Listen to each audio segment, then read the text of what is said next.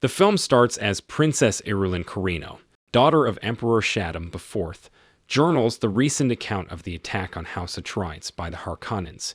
She notes that Duke Leto Atreides was viewed by the Emperor as a son, which confuses her as to why her father would order the decimation of the Atreides bloodline, though she believes not all of them are truly gone. Irulan then wonders what the fall of House Atreides means for Arrakis. Shortly after joining the Fremen in their trek across the desert to Sietch Tabor, Paul Atreides and his pregnant mother, Lady Jessica, hide with the warriors as Harkonnen scouts are stalking them. Stilgar leads his troops to evade them, before using their own weapons to bring the scouts down. After the scouts are all dead, the Fremen leave their bodies as food for Souheila. Upon arriving at the Sietch, Paul and Jessica are met with scorn by the other Fremen, with some seeing them as spies, while others are angry with Paul for killing Jamis. Stilgar speaks before a council to convince them that they must be helped, and that they can also help the Fremen.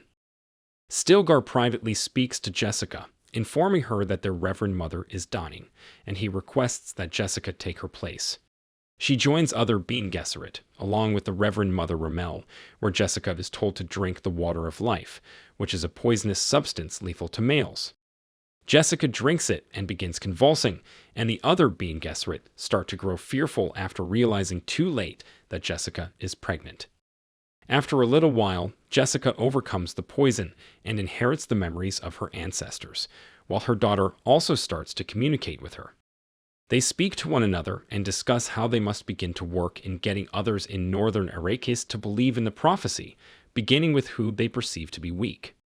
Paul attempts to get closer to Chani, while she is talking with her friend Shishakli about how the prophecy must be false. Later, the Fremen encounter a Harkonnen scouting tank and launch an attack. The warriors kill the scouts until an ornithopter flies around and begins to fire. Paul helps protect Chani and gives her an opening to break through the ornithopter's shield and destroy it. As the Fremen collect the water from the dead scouts, Paul tells Stilgar and the other Fremen that he does not care about being seen as the Lisan al-Gaib, as he only wishes to fight alongside them. They accept this and come to respect him more. Paul and Chani later sit on a hill, admiring the landscape as the spice flows across the sand. The two grow closer and give into their romantic feelings, sharing a kiss. Time passes and Paul starts to train more among the Fremen, becoming a Feyd-Rautha warrior alongside Chani. He becomes more accepted by the Fremen, adopting the fighter name of Muad'Dib Uzul, named after the kangaroo mice that inhabit the desert and a famed Fremen warrior. He also finds himself experiencing horrific visions of him, following a mysterious figure, later shown to be Jessica heading south, and the land is scattered with corpses due to the holy war that he feels would happen if he were to become the Lisan al-Gaib. Paul then proceeds to engage in a major Fremen test, which is to ride a sandworm. He walks to a lower level of the sands as the Fremen gather to watch. He plants the device to summon Souheila. Paul waits as the worm crosses through a mound, and he seizes his opportunity to jump on.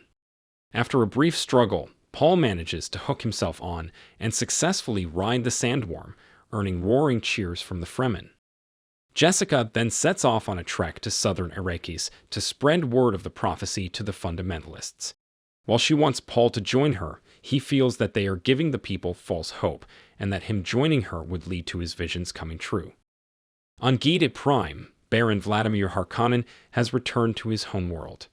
He attends a celebration for his youngest nephew Feyd-Rautha, brother of Rabban. Also in attendance are Reverend Mother Mohiam and fellow Bene Gesserit Lady Margot Fenring. They all gather along with a massive crowd to watch as Feyd enters a tournament where he is put up against 3 followers of House Atreides. 2 of them are drugged, which makes it easy for Feyd to kill them, but the third is lucid and puts up a fight against the young Harkonnen before he kills the man with his blade. Feyd expresses anger toward the Baron for this knowledge, but he later has Feyd succeed him as ruler of Arrakis, since Rabban has been failing with keeping up spice production and keeping the Fremen in line. Mohiam and Margot discuss the possibility of Paul still being alive, as many tales of Muad'Dib are spreading across Arrakis. Margot finds Feyd-Rautha and gets him alone. Though he suspects her motives at first, she seduces him after putting him through the same Bene Gesserit test that Mohiam did with Paul. Margot returns to Mohiam and confirms that she is now carrying Feyd's daughter. Irulan continues to question the attack on House Atreides. She personally speaks to Mohiam, who is aware of the Emperor's involvement in the attack and why it was necessary. A group of smugglers touch down on Arrakis. The Fremen fight them until Paul recognizes one of them as Gurney Halleck. They have an emotional embrace, and Paul calls the Fremen off the smugglers. Gurney explains how he survived the attack before joining Paul and the others. Feeling that they do not have enough of a fighting chance against the Harkonnens, Gurney leads Paul, Chani, and Stilgar to the House Atreides stash of atomic warheads.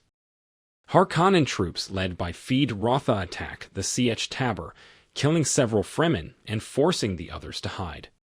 Shishakli is captured, and when she refuses to talk, Feyd incinerates her. The survivors make their way toward the south, despite Paul's reluctance. Paul visits the same temple that Jessica had visited to find where the water of life comes from. It is extracted from a baby sandworm. Despite Chani's protests, Paul drinks it and loses consciousness. He experiences more visions as Jessica did, including one of his sister Alia talking to him. Everyone gathers to try and help Paul, and Chani is told that he may be revived with Desert Spring tears. Chani wipes her tears and mixes it with the water of life before putting it to Paul's lips. He awakens and speaks to Jessica privately. He reveals that he has learned that she is the Baron's daughter, which makes them both Harkonnens, and not even Jessica previously knew. This now makes Paul the Kwisatz Haderach, the male with the same capabilities as the Bene Gesserit who have drank the water of life. Other Fremen leaders gather at the temple to discuss Paul's ascension. They wish to have him challenge Stilgar, for which he himself is ready to go for, but Paul defies them and gives them a big speech in which he now claims to be the Lisan al-Gaib. Chani also argues that the prophecy has been keeping the Fremen enslaved. All the Fremen soon bow to Paul as their messiah. The Harkonnens return with the Emperor, Irulan, and their Sardaukar forces, leading the Fremen to face off against them once and for all. The Emperor confronts the Harkonnens and has the Baron's suspensor belt severed to cause him to fall and render him immobile. Paul then has the warheads be launched to breach Arrakian's defenses. The Fremen warriors then ride the sandworms to mow down a good chunk of the army. The Baron makes one last desperate crawl toward the Emperor's throne, but Paul approaches him and addresses him as his grandfather once, shocking the Baron before Paul sticks a knife in his neck, killing him. Outside, the surviving Sardaukar begin to flee, but Gurney catches up to Rabban for a rematch. They briefly duel until Gurney jams his blade into Rabban's chest. Paul prepares to confront the Emperor in retaliation for his hand in his father's death. He threatens to destroy the spice supply unless the Emperor surrenders and allows Paul to take Irulan's hand in marriage, something that visibly hurts Chani. The Emperor calls upon Feyd-Rautha to be his champion. Paul and Feyd engage in an intense duel, with Feyd managing to pierce Paul in the side, but Paul ultimately gains the upper hand and fatally stabs Feyd in the chest. He tells Paul that he fought well, before collapsing dead. Paul prepares to go for the Emperor next, but Irulan steps in to agree to the condition of marrying Paul. Before the Emperor steps down, he tells Paul that he had Leto killed because he was driven by the actions of the heart. Paul takes Irulan's hand, leading Chani to tearfully walk out.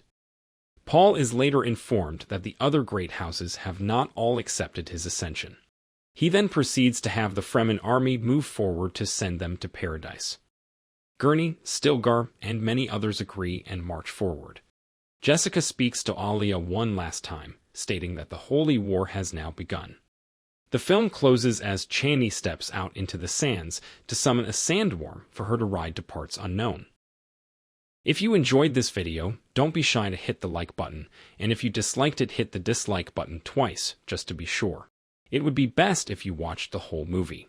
Thank you very much for watching. Please subscribe for more videos like this.